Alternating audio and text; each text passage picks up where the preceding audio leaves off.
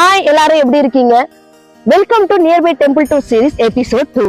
நாம இன்னைக்கு என்ன வீடியோ பார்க்க போறோம் அப்படின்னா 1300 வருடங்கள் பழமையான திருஞான சம்பந்தரால் பதிகம் பெற்ற தொண்டை நாட்டு தலங்கள் இருக்கிற 13வது தலமா இருக்கிற சிவதலமான இருக்கிற தெய்வ நாயகேஸ்வரர் திருக்கோயில் தான் நாம இன்னைக்கு பார்க்க போறோம்.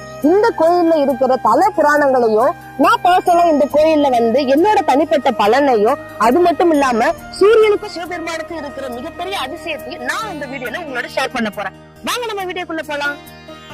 இந்த கோவில் திருவள்ளூர்ல இருந்து கடம்பத்தூர் மற்றும் பேரம்பாக்கம் வழியா சுமார் 24 கிலோமீட்டர் தொலைவில் இருக்கிறதா இந்த இளம்பியங்கோட்டூர். கூவத்துல இருந்து சுமார் 6 கிலோமீட்டர், அதாவது சென்னை டு அரக்கோணம் போற சாலையில இருக்கு. காஞ்சிபுரத்துல இருந்து இந்த இளம்பியங்கோட்டூர்ல சுமார் 25 கிலோமீட்டர் தூரத்திலையும் இளம்பியங்கோட்டூருக்கு அருகில் உள்ள மற்ற பாடல் பெற்ற சிவஸ்தலங்கள், அதாவது Thiruverkulam 10 kilometre, Thiruvenpakkam 35 kilometre, Thakkolam 10 kilometre மற்றும் திருப்பாச்சூர் 22 கிலோமீட்டர் தூரத்துல இருக்கு. தேவலோக மங்கையான ரம்பை வழிபட்டதுனால இந்த ஊர் அரம்பையங்கோட்டூர் அப்படின்னு தான் இருந்திருக்கு. காலப்போக்கில் இளம்பையங்கோட்டூர் அப்படின்னு மாறி இப்ப தற்போது எலுமையன்கோட்டூர் அப்படின்னு சொல்லப்படுது. இந்த கோயிலுக்கு ராஜகோபுரங்கள்லாம் கிடையாது. அப்படியே நம்ம உள்ள வந்தோம் அப்படின்னா நம்மளோட லெப்ட் சைட்ல விநாயகர் கோயிலும் ரைட் சைட்ல முருகர் கோயிலும் இருக்கும்.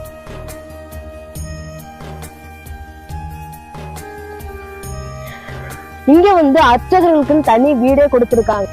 சிவபெருமான் திரிபுர சம்ஹாரத்துக்கு இங்க போயிட்டு இருக்கும் போது என்ன ஆகுது அப்படின்னா அவரோட தேர் திடீர்னு சாயுது. ஏன் சாயுது அப்படின்னா இங்க இருக்க தேவர்கள் யாருமே விநாயகர் வழிபடாம போனதுனால விநாயகரோட திருவிளையாடலால அந்த தேரோட அச்சு முறிந்து அந்த தேர் சாயும் போது மகாவிஷ்ணு என்ன பண்றாரு, கீழே விடாம அதை தாங்கி பிடிக்கும் போது சிவபெருமான் கழுத்துல இருந்து இந்த கொன்றை மலர் கீழே விழுந்து அது சுயம்புமூர்த்தி லிங்கமா மாறி எல்லா தேவர்களுக்கும் காட்சியளித்தாங்க. அதனாலதான் தேவர்கள் வழிபட்டதுனால தெய்வ நாயகேஸ்வரர் என்ற திருநாமமும் இந்த சிவபெருமானுக்கு வழங்கப்பட்டது அப்படின்னு தலப்புராணங்கள்ல சொல்றாங்க. எல்லா தேவர்களாலும் வணங்கப்பட்ட இந்த சிவபெருமான் தெய்வ நாயகேஸ்வரர் அப்படின்ற திருநாமத்துல எல்லாருக்கும் காட்சியளிச்சுட்டு இருக்காரு.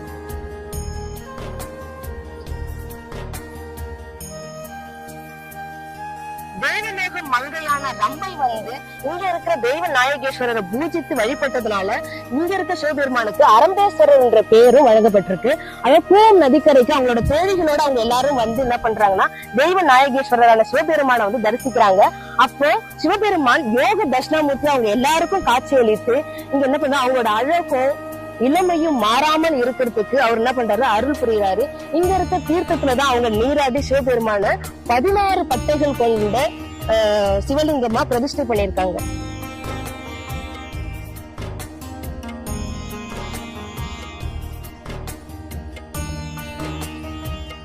இந்த தலத்துக்கு திருஞான சம்பந்தர் பதிகம் பெற்றிருக்காரு, பாடல் பாடியிருக்காரு அப்படின்னு சொல்லிட்டு நான் சொன்னேன் இல்லையா. அப்படி திருஞான சம்பந்தர் இந்த இடத்துக்கு வந்தாடுற கதையும் ரொம்ப வித்தியாசமா இருக்குங்க. அவர் என்ன பண்றாருன்னா தொண்டை நாட்டு தலங்களுக்கு எல்லா சிவதலங்களையும் என்ன பண்றாரு, தரிசனம் பண்ணிட்டு இப்படி வந்துட்டு இருக்கும் போது இந்த வழியா வரும்பொழுது சிவபெருமான் என்ன பண்றாருன்னா ஒரு சிறு பிள்ளையாகவும் ஒரு முதியவராகவும் காட்சியளிக்கிறாரு. அப்ப திருஞான சம்பந்தர் அது இன்னும் இது ஏதோ ஒண்ணு உணர்த்துற மாதிரி இருக்கு அப்படின்னு சொல்லிட்டு ஒரு மாதிரி சந்தேகத்தோட என்ன பண்றாங்க, கூட அந்த அடியவர்கள் என்ன பண்றாங்க, எதுவும் இருக்காது வாங்க போகலாம் அப்படின்னு சொல்லிட்டு என்ன பண்றாங்க அப்படின்னா எல்லாரும் திரும்பி போறாங்க. அப்ப சிவபெருமான் என்ன பண்றாரு அப்படின்னா ஒரு பசு வடிவில அவங்க போயிட்டு இருக்க பல்லக்க முட்டுறாங்க. அந்த பசு முட்டும் போது அப்ப திருஞான சம்பந்தர் என்ன பண்றாரு, இது சிவபெருமான் திருவிளையாடல் தான் இருக்கும், ஏதோ ஒண்ணு உணர்த்துறாங்க, சரி நம்ம இந்த பசு பின்னாடி நம்ம போவோம் அப்படின்னு சொல்லிட்டு என்ன பண்றாங்க, பசு பின்னாடி நடந்து வராங்க.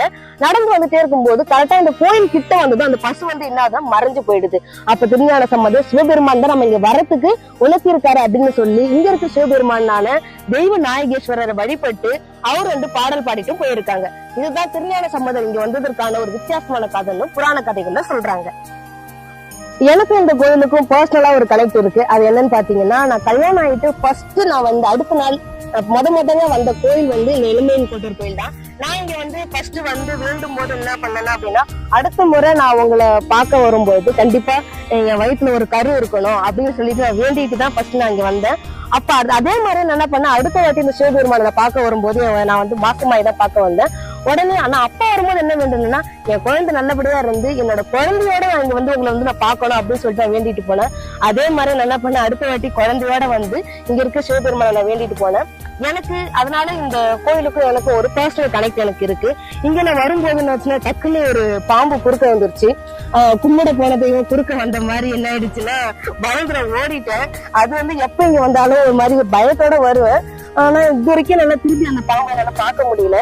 ரொம்ப பெருசா இருந்தது இல்ல, செம்ம பெருசா இருந்தது அந்த பாம்பு.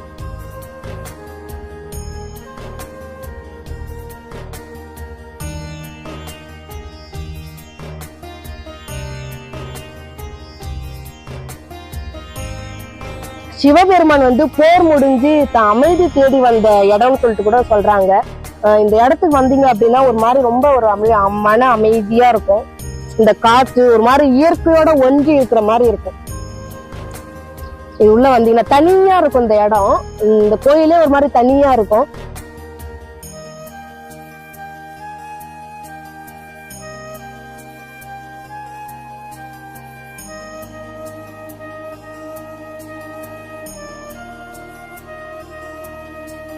எந்த கோயிலுமே இல்லாத ஒரு தனி சிறப்பு இந்த கோயில் இருக்கு. அது என்னன்னு கேட்டீங்க அப்படின்னா வருஷத்துல 2 மாசம், அதாவது ஏப்ரல் 2ல இருந்து 5ஆம் தேதியில இருந்தும் செப்டம்பர் மாசம் 5ஆம் தேதியில இருந்து 11ஆம் தேதி இந்த நாட்கள்ல வந்து சூரிய ஒளிக்கதிர்கள் நேரடியா லிங்கத்து மேல விழும் அப்படின்றது ஐதீகமா நம்பப்படுது.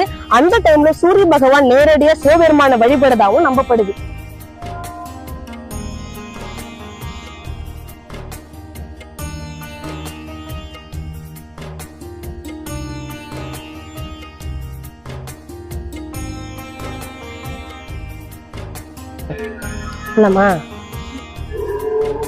அப்படியே உள்ள வந்தோம் அப்படின்னா இங்க சந்திரன் சூரியன் இவங்க 2 பேரும் என்னன்னு பாத்தீங்கன்னா சிவபெருமானை பார்த்தபடி காட்சியளிப்பாங்க.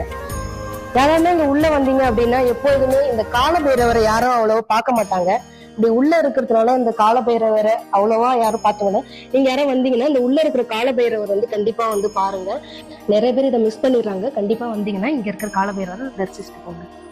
அப்படியே வந்தீங்க அப்படின்னா தேவார பாடல் பெற்ற தலம் இல்லையா திருத்தலம். அப்பர், சுந்தரர், மாணிக்கவாசகர், திருஞான சம்பந்தர் இவங்க எல்லாருமே தேவார பாடல் பெற்ற தலமும் இந்த தலம். அப்படியே வந்தீங்க அப்படின்னா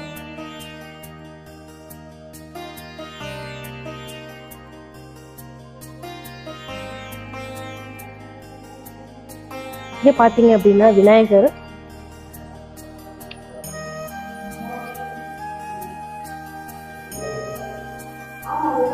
இங்க சிவபெருமான் பக்கத்திலே விநாயகர் வந்து நிறுத்த விநாயகர் சொல்றாங்க. நின்றபடி காட்சி அளிக்கிறாங்க, அங்க உட்கார்ந்தபடி காட்சி அளிப்பாங்கல்ல.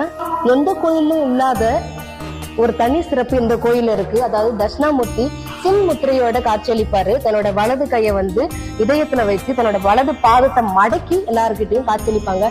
அரம்பை, அதாவது ரம்பைலாம் வந்து பூஜித்த தேவலோக மங்கர்கள் பூஜித்தது சொன்னேன் இல்லையா. அதனால இங்க வந்து நாம வேண்டணும் அப்படின்னா நம்மளோட முகம் வந்து முகப்பொழிவாகவும் மனப்பொழிவாகவும் இங்க நமக்கு கிடைக்கும். இங்க தேவர் 16 பட்டைகள் கொண்ட சிவலிங்கம் பிரதிஷ்டை செஞ்சிருக்காங்க. இங்க இதான் இந்த 16 பட்டைகள் கொண்ட சிவலிங்கமா. தேவலோக மங்கையர்கள் வந்து 16 பட்டைகள் கொண்ட லிங்கத்தை வந்து பிரதிஷ்டை பண்ணி இங்க பூஜித்தாங்க சொன்னேன் இல்லையா. அது இந்த லிங்கம் தான். இங்க வந்து சிவபெருமான் அவங்களுக்கு யோக தட்சிணாமூர்த்தியா காட்சியளிப்பார். யோக தட்சிணாமூர்த்தி.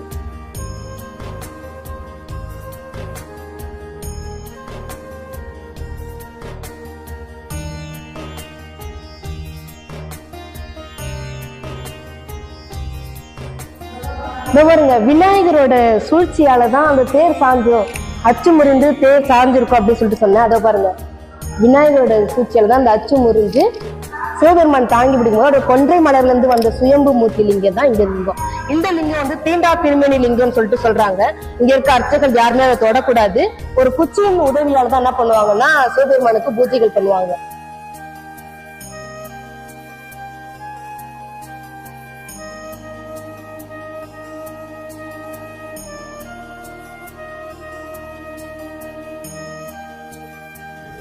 துர்க்கை அம்மன்,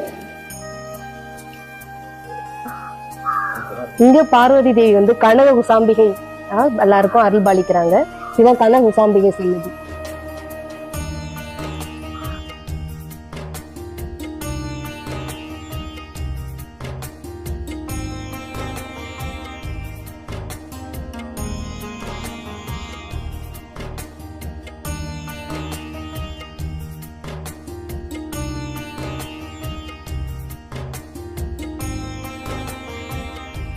ஃபைனலா நம்ம வந்து இங்க வந்து சந்திரசேகரர், இந்த சிவபெருமான் வந்து சந்திரசேகரன் கூட சொல்றாங்க.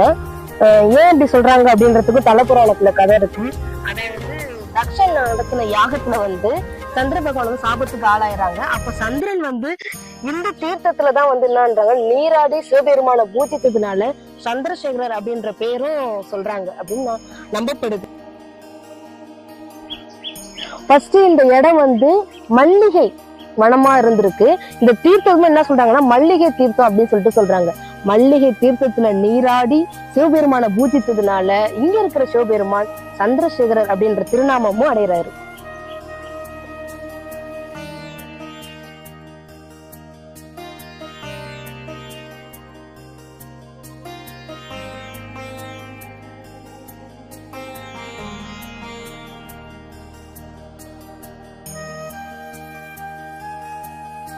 திருஞான சம்பந்தர் அருளி செய்த இளம்பயங்கொட்டூர் திருப்பதிகம். மலையினார் பருப்பதம் திருத்தி மார்பேரும் மாசிலா சீர்மறை காடு நெய்தானம் நிலையினான் எனதுரை தனதுரையாக நீரணிந்து ஏறுகந்து ஏறிய நிமலன் கலையினார் மடப்பினை துணையோடு துயில காணலம் பெடை புல்கி கணமாயில்லாலும் இலையினார் பைம்பொழில் இளம்பயங்கோட்டூர் இருக்கையாம் பேணி எண்ணெழில் கொள்வது இயல்பே. திருமலர் கொன்றையான் நின்றியூர் மேயான் தேவர்கள் தலைமகன் திருக்கழிப்பாலை நிருமலன் எனதுரை தனதுரையாக நீரணிந்து ஏறுகந்து ஏறிய நிமலன் கருமலர் கமல்களின் நீள்மலர் குவளை கதிர்முளை இளையவர் மதிமுகத்து உளவும் இருமலர் தன் பொய்கை இளம்பயங்கோட்டூர் இருக்கையாம் பேணி எண்ணெழில் கொள்வது இயல்பே. பாலனாம் விருத்தனாம் பசுபதி தானாம் பண்டுவெங்கூற்று தைத்து அடியவர்களுக்கு அருளும் காலனாம் எனதுரை தனதுரையாக்க கனல் ஏறி அங்கையில் ஏந்திய கடவுள் நீலம் மாமலர் சுனை வண்டு பண் செய்ய நீர்மல குவளைகள் தாதுவின் டோங்கும் ஏலம் நாரும் பொழில் இளம்பயங்கோட்டூர் இருக்கையாம் பேணி எண்ணெழில் கொள்வது இயல்பே. உளங்கொள்வார் உச்சியார் கச்சியங்கம்பன் ஒற்றியூர் உறையும் அண்ணாமலை அண்ணல் விளம்புபவன் எனதுரை தனதுரையாக வெள்ள நீர் விரிசடைந்தாங்கிய விமலன் குளம்புறக்கரை துளமலைகளும் சிலம்பம் கொழுங்கொடி எழுந்தெங்கும் கூவிலம் கொள்ள இளம்பிரை தவம்பொழில் இளம்பயங்கோட்டூர் இருக்கையாம் பேணி எண்ணெழில் கொள்வது இயல்பே. தேனுமாய் அமுதமா தெய்வமும் தானாய் தீயோடு நீருடன் வாயுவாம் தேரியில் வானுமாம் எனதுரை தனதுரையாக வரியற அறைக்கு அசைத்து உழிதரும் மைந்தன் காணம்மான் வெறு அறக்கரவுரல் ஊகம் கடுவனோடு உகழும் ஊர் கற்கடும் சாரல் ஏனம்மான் உழிதம் இளம்பயங்கோட்டூர் இருக்கையாம் பேணி எண்ணெழில் கொள்வது இயல்பே. மனமுலாம் அடியவர்க்கு அருள் புரிகின்ற வகையிலால் பழி திரிந்து உண்பிலான் மற்றோர் தனமிலான் எனதுரை தனதுரையாக தாழ்சடை இளமதி தாங்கிய தலைவன் குணம் எல்லாம் அருவிகள் இருவி சேர் முத்தம் பொன்னோடு மணிக்கொழித்து ஈண்டி வந்தெங்கும் இனமெல்லாம் அடைக்கரை இளம்பயங்கோட்டூர் இருக்கையாம் பேணி எண்ணெழில் கொள்வது இயல்பே. நீருளான் தீயுள்ளான் அந்தரத்துள்ளான் நினைப்பவர் மனத்துள்ளான் நித்தமாய் ஏத்தும் ஊர் உளான் எனதுரை தனதுரையாக ஒற்ற வெள்ளேறு உகந்தேறிய ஒருவன் பாருளார் பாடலோடு ஆடல் ஆறாத பன்முரன்று அரஞ்சிறை வண்டினம் பாடும் ஏருளார் பைம்பொழில் இளம்பயங்கோட்டூர் இருக்கையார் பேணி எண்ணெழில் கொள்வது இயல்பே.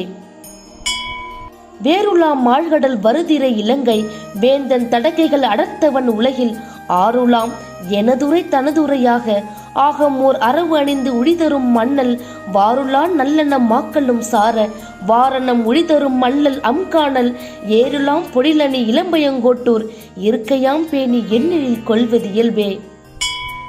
கிளர்மழை தாங்கினான் நான்முகம் உடையோன் கீழடி மேல் உடிதேர்ந்து அழைக்கில்லா உளமழை எனதுரை தனதுரையாக ஒல்லழல் அங்கையில் ஏந்திய ஒருவன் வளமழை எனக்கழை வளர்த்துளி சோர மாசுனம் முடித்தரு மணியணி மாலை இளமழை தவம்பொழில் இளம்பயங்கோட்டூர் இருக்கையாம் பேணி எண்ணெழில் கொள்வது இயல்பே. உறிஞ்சன கூரைகள் உடம்பினராக உடித்தரு சமணரும் சாக்கிய பேய்கள் பெருஞ்செல்வன் எனதுரை தனதுரையாக பேய்பலி கென்றுடல் பெரியவர் பெருமான் கருஞ்சுனை முள்ளின் நான் பொன்னடை வேங்கை களிமுக வண்டோடு தேனினம் முரலும் இருஞ்சுனை மல்கிய இளம்பையங்கோட்டூர் இருக்கையாம் பேணி என்னெழில் கொள்வது இயல்பே சிவனை போற்றி. நினைக்கிறேன் இதோட நெக்ஸ்ட் நியர்பை டெம்பிள் டூர் சீரிஸ்ல அடுத்து ஒரு தலப்புராணத்துல இருக்கிற கோவில்ல நான் உங்களை சந்திக்கிறேன்.